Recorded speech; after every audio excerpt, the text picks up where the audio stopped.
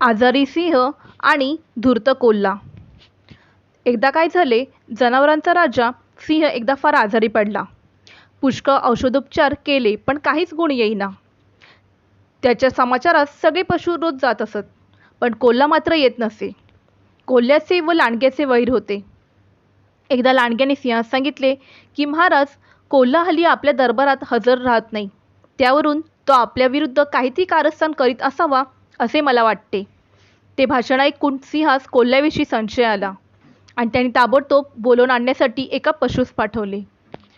हुकमाप्रमाणे कोल्हा दरबारात येऊन हजर होताच सिंह त्यास म्हणाला, काय रे, मी इतका आजारी असताना तू माझ्या समाचारास मुळीच येत नाहीस, याचे काय कारण बरे? तेव्हा कोल्हा उत्तर करतो, महाराज, आपल्यासाठी एक चांगला वैद्य मी पाहत होतो. शेवटी कालच एका मोठ्या वैद्याची माझी गाठ पडली. त्यास मी आपल्या प्रकृतीसंबंधी विचारले.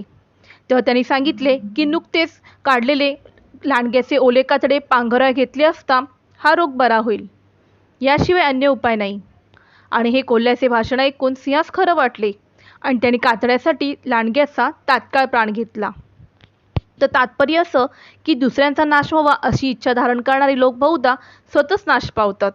त्यामुळे तुम्ही जशी लोकांबाबतीत इच्छा ठेवाल तसंच तुमच्या बाबतीत घडतं.